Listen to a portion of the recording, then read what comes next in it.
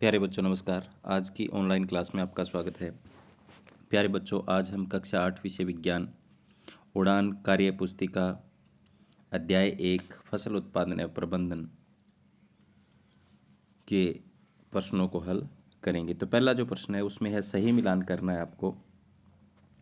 जीवित रहने के लिए क्या चाहिए? तो जीवित रहने के लिए भोजन चाहिए। क्या चाहिए? भोजन। मनुष्य भोजन प्राप्त करता है तो इसमें आएगा पेड़ पौधों और जंतुओं से।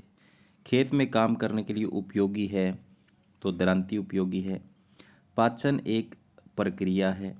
एक स्थान पर बहुत सारे पौधे उगे हों तो उसे क्या कहते हैं? फसल कहते हैं। तो इस तरीके से हमें इनको मिलाना था, हमने मिला लिया। आगे देखते हैं कार्यपत्रक 2 में क्या है। पौधे से संबंधित विभिन्न चरणों को व्यवस्थित कीजिए। पहला है मिट्टी या गमला तैयार करना, तो 1 नंबर पे ये आएगा, मिट्टी या गमला तैयार करते हैं। उसके बाद में बीज या जड़ को मिट्टी से ढकना, 2 नंबर पे ये आएगा और 3 नंबर पे ये आएगा। ठीक है, तो इस तरीके से हमें इनको व्यवस्थित करना है। आगे है चित्र में वस्तुओं को अलग अलग करने की विधियां दिखाई गई, उनके नाम लिखो।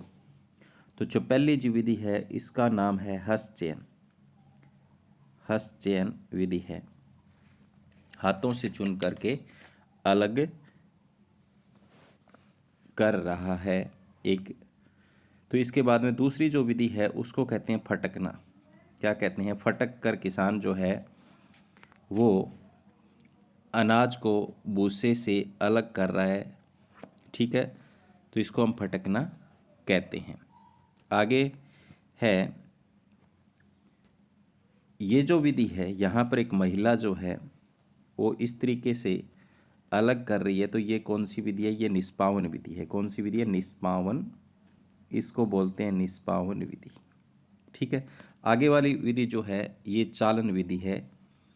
छलनी से छालना चालन विधि है। ठीक है, और निष्पावन विधि में क्या होता है? भारी और हल्के कणों को अलग करने के लिए, जैसे भूसे को अनाज से अलग करने के लिए इस्तेमाल की जाती है। उसको ऊपर से गिराया जाता है, भूसा उड़ जाता है और अनाज नीचे गिर जाता है। चालन में क्या होता है? जैसे आटे से चोकर अलग करना। तो आगे है निम्न चित्रों में आपको जो औजार दिखाई दे रहे हैं उनके नाम और उनका कहाँ कहाँ उपयोग होता है। तो ये जो है वो दरांती है। क्या है? दरांती।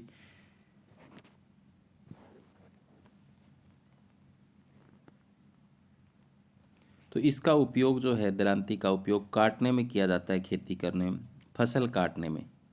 क्या लिखेंगे? फसल काटने में। ठीक है, फसल काटने में हम इसका उपयोग करते हैं। ये फावड़ा है। ठीक है, ये क्या है? फावड़ा है, आगे से तीखा है।